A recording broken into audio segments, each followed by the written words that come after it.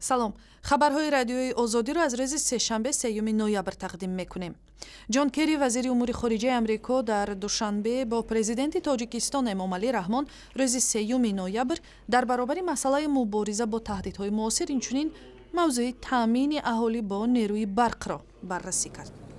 وزیر کارهای خارجه آمریکا بعد انجام مذاکرات در نزد ژورنالیستان حاضر شد و گفت که با مقامات تاجیکستان راههای تامین پوره اهالی با نیروی برق در 5 سال آینده را بررسی کرده است. کری گفت که منظور راه اندازی لایحه‌های مشخص است که نه تنها تامین تاجیکستان بلکه صادرات آن را به افغانستان هم در بر میگیرد. همچنان ما درباره مشکلی‌ها و چالش‌های بزرگ مبارزه با تروریسم و اکستریمیسم خشونتبار و راه‌های مؤثر حل آن صحبت کردیم. اجرای این عمل از ما حفظ موازنت و احترام حقوق بشر و آزادی‌های دینی را طلب می‌کند تا مردم توانند در روند سیاسی شرکت ورزند. نباید امکان داد که مبارزه با اکستریمیسم شرکت مردم در حیات سیاسی و عبادت آزاد را به اشتباه اندازد. یک روز پیش از سفر جان کری به تاجیکستان، کمیسیون بین‌المللی آزادی‌های مذهبی در آمریکا تاجیکستان را برای تلاش‌های نظارت بر فعالیت‌های مذهبی تنقید کرده از جان کری خواسته بود که این مسئله را با مقامات تاجیک مطرح کند.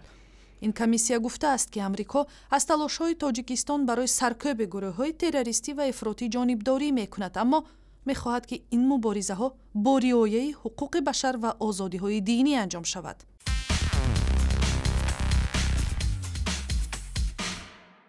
همکاری ما عبدالله هاشرف که در کاخ ملت دوشنبه روز 3 نوامبر از این دید و بازدیدها مشاهده میکرد حالا در خط پیوست می شود.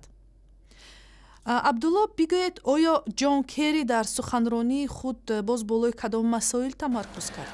نخست جان کری وزیر کارهای خارجه آمریکا در مورد مرزی طولانی تاجیکستان با افغانستان صحبت کرد که چالش‌های زیادی امنیتی را نیز به بار می‌آورد برای تاجیکستان، اما با تاکید او یک گروهی ویژه نیروهای نظامی آمریکا با دستور پرزیدنت اوباما در افغانستان باقی میمانند و جان کری در این ملاقاتش با رئیس جمهور امامعلی رحمان در این مورد با او اطلاع داده است. جان کری همچنین در صحبت امروزش با رئیس جمهور مسئله مبارزه با تروریسم را نیز بررسی کرده است و او گفته است امریکا البته از تلاش‌های تاجیکستان برای سرکوب گروه‌های تروریستی و افراطگرا جانبداری می‌کند، اما می‌خواهد این مبارزه‌ها با رعایت حقوق بشر و آزادی‌های دینی انجام بگیرد. سفر جان کری که بار اول از تاجیکستان دیدن میکند خیلی مختصر بود، در حالی که بسیار سازمان‌ها از جمله فعالان حقوق بشر می‌خواستند که با دیدار و ملاقات برپا کنند. سبب چی است؟ باید گفت جان کری با یک سفر خیلی کوتاه مدت از شهر آستانه پایتخت قزاقستان وارد تاجیکستان شده بود. پس از فرود آمدن هواپیمایش به فرودگاه دوشنبه، جان کری راست راهی قصر ملت شد و در آنجا امامعلی رحمان رئیس جمهور تاجیکستان او را پذیرایی کرد.